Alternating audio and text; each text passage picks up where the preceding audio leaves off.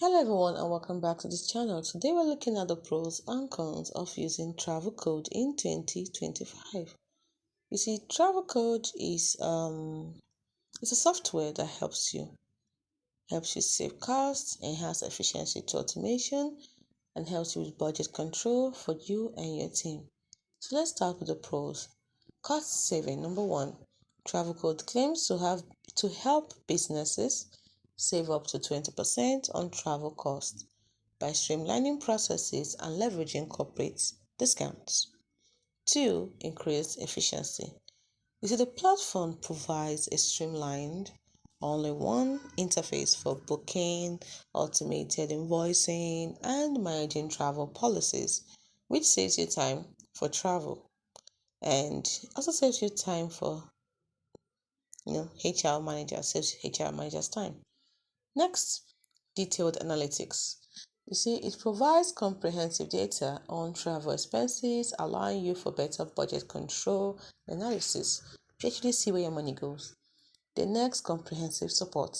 It offers a range of services, including support for MICE. Now, what do I mean by MICE? Meetings, incentives, conferences, and exhibitions, events. Now, it offers visa support and insurance. Next, customization and flexibility. This is another pro. You see, the features are customizable. Yes, you can customize the travel policy settings. It has flexible booking management and multi-user access with customizable permissions. Then we have loyalty rewards. You see, employees can earn airline miles and hotel rewards on their personal trips when booking through the platform. And the last pro we can look at today is 24/7 support. It provides 24/7 support with an in-platform chat feature for employees. Now, let's look at the cons. Every good thing has a bad side. 1. Limited flexibility.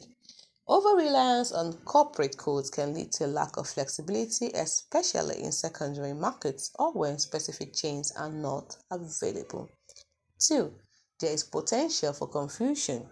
You see, without proper management, travelers might not understand the difference between corporate codes and personal loyalty programs, leading to non-compliance. Then 3. Complexities in cancellation. Whoa, easy to book, difficult to cancel. Cancellations and rescheduling are handled on a case-by-case basis and depends on factors like fare type, time before the trip, and partner penalties. So you see, it's easy to book, difficult to cancel. Then lastly, limited functionality for certain providers. Some low-cost airlines do not allow for post-ticket cancellation or automatic check-ins.